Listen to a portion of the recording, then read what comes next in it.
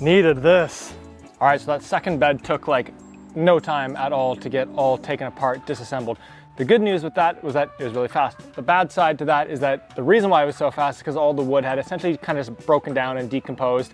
And so I don't want to use that when rebuilding the bed. So I'll just need to buy a little bit of new wood for that. But we've got our blank canvas now, which whoa, is awesome. And so what I'm going to spend a little bit of time working on next here is just kind of leveling it all out so that we can get ready to put the next 3 beds in.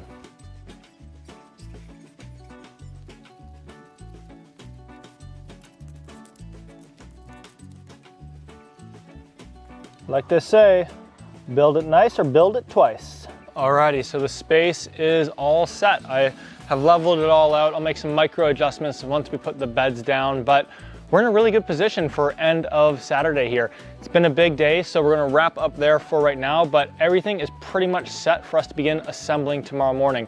So I'm gonna spend a little bit more time this evening without the camera, just enjoying the garden, beautiful sun here, making sure everything is prepped, ready to go, and then we'll get started in the morning. I'm so sore.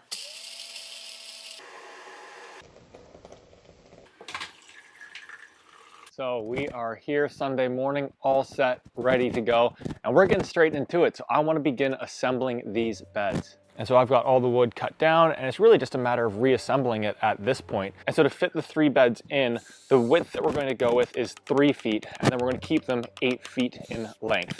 So a little bit smaller than your traditional 4 foot by 8 foot raised bed.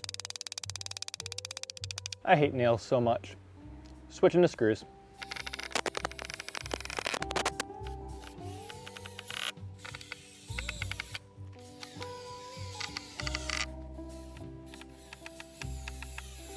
Alrighty, so the 3 beds are now in place, all set and ready to go, which means it's time to start getting the soil into them.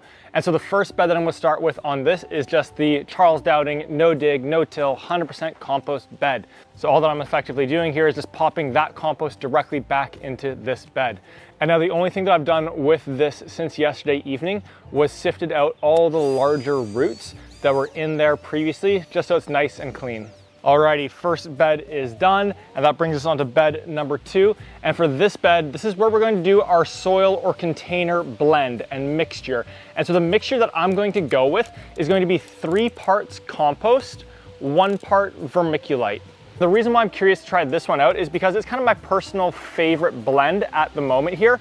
I've done some stuff with Coco Core and with peat moss in it in past seasons and with customers and had tons and tons of success with that. But I would love to be able to completely remove those 2 resources if possible. And if it performs significantly worse than the other 2 beds, then I'll just simply remove that soil at the end of this season and put together a new container blend for the next season to try out. And that's the beauty of this experiment. It is going to be multi-year. Alrighty, 2 down, which means 1 to go, and it's the grand finale, Ashley's Soil Scientist bed.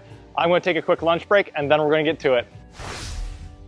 Alrighty, lunch break ran a little bit long, but we're all set for the grand finale of getting this bed prepped and ready to go. So Ashley and I, we've done our soil sample, she's analyzed the results, and now we're gonna prepare the bed based off of her recommendations. So the first thing that Ashley wants me to do is to add 6 inches of compost back into this bed.